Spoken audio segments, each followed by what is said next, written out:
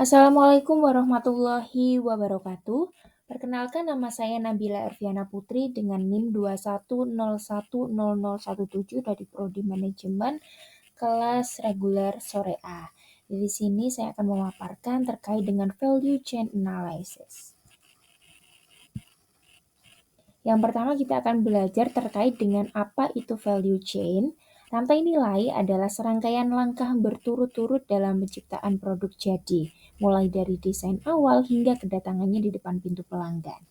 Rantai tersebut mengidentifikasi setiap langkah dalam proses di mana nilai tambah termasuk tahap pengadaan, manufaktur, dan pemasaran produksinya. Sebuah perusahaan melakukan analisis rantai nilai dengan mengevaluasi prosedur rinci yang terlibat dalam setiap langkah bisnisnya. Tujuannya sendiri dari analisis rantai nilai adalah untuk meningkatkan efisiensi produksi sehingga perusahaan dapat memberikan nilai maksimal dengan biaya serendah mungkin.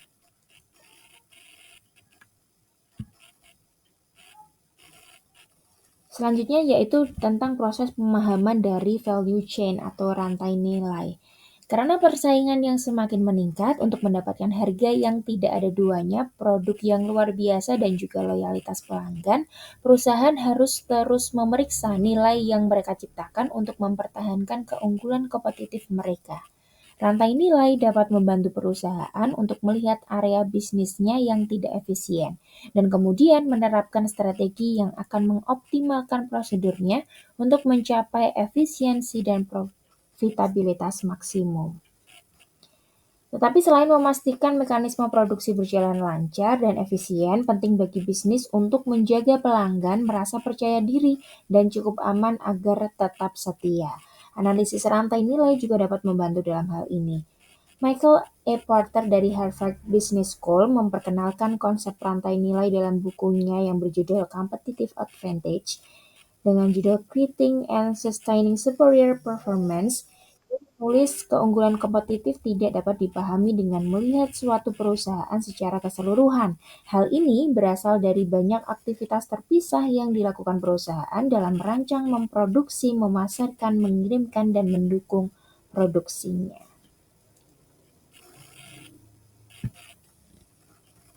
Selanjutnya yaitu komponen-komponen yang terdapat dalam rantai nilai. Jadi dalam konsepnya tentang rantai nilai ini, Porter khususnya membagi aktivitas bisnis menjadi dua kategori, primer dan sekunder. Yang masing-masing contoh aktivitasnya tercantum di slide selanjutnya. Kegiatan spesifik di setiap kategori akan berbeda-beda menurut industrinya.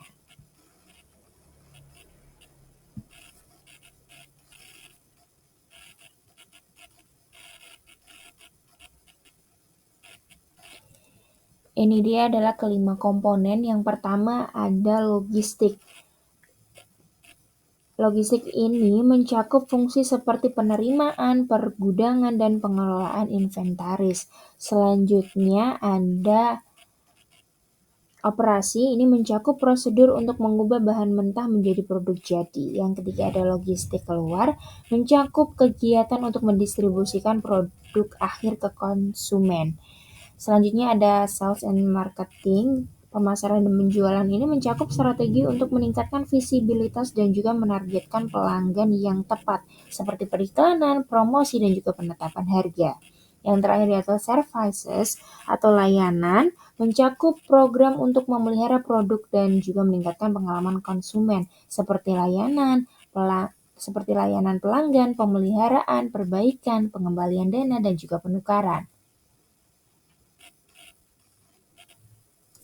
Selanjutnya yaitu ada yang kegiatan pendukung. Peran kegiatan pendukung adalah membantu membuat kegiatan utama menjadi lebih efisien tentunya ketika meningkatkan efisiensi dari salah satu dari keempat aktivitas pendukung ini. Hal ini akan menguntungkan setidaknya 1 dari 5 aktivitas utama.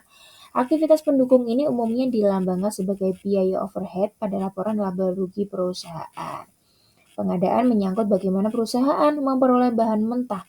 Pengembangan teknologi digunakan pada tahap penelitian dan juga pengembangan atau R&D perusahaan, seperti merancang dan juga mengembangkan teknik manufaktur dan mengotomatisasi proses.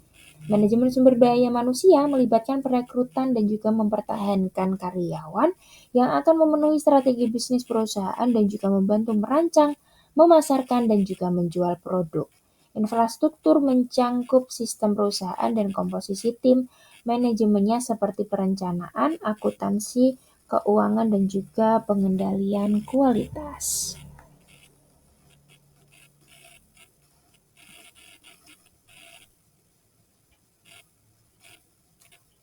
Ini tadi terkait dengan support activities-nya ada procurement, technology development, human resource management, dan juga firm infrastructure. Yang tadi di mana ketika meningkatkan efisiensi dari salah satu dari keempat aktivitas pendukung, hal ini akan menguntungkan setidaknya satu dari 5 aktivitas utama. Selanjutnya yaitu contoh rantai nilai. Jadi contoh rantai nilai ini adalah tentang nilai luar biasa dan juga keunggulan kompetitifnya dari masing-masing.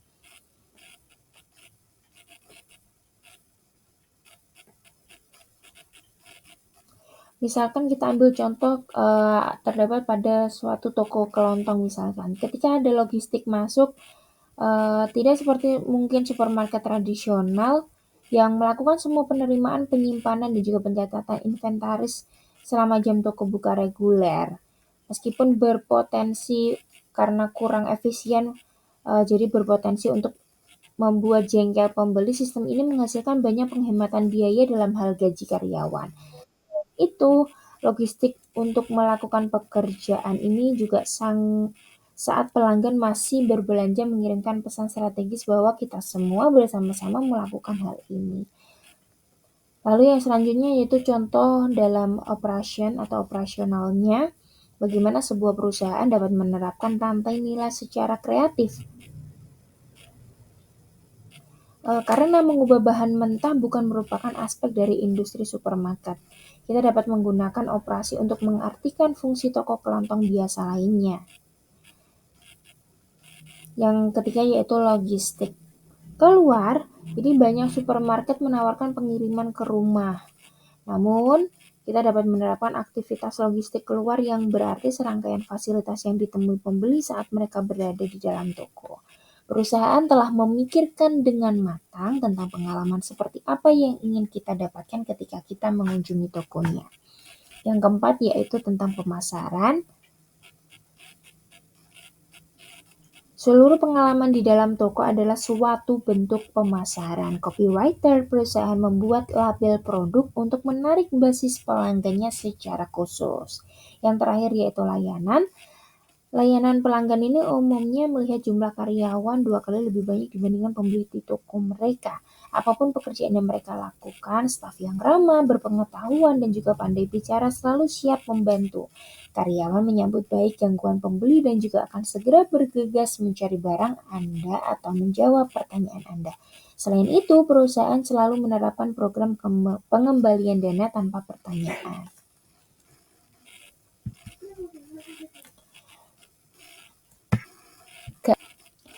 Selanjutnya yaitu perbedaan tentang apa itu rantai nilai versus rantai pasokan. Rantai pasokan adalah sistem dan juga sumber daya yang diperlukan untuk memindahkan produk atau layanan dari pemasok pelanggan. Sebuah rantai nilai memperluas hal ini juga mempertimbangkan bagaimana nilai ditambahkan di sepanjang rantai tersebut.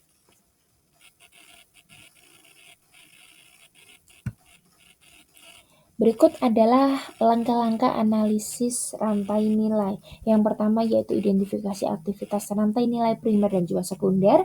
Yang kedua yaitu tentukan nilai dan juga biaya aktivitas tersebut. Dan yang terakhir yaitu mengidentifikasi peluang keunggulan kompetitif.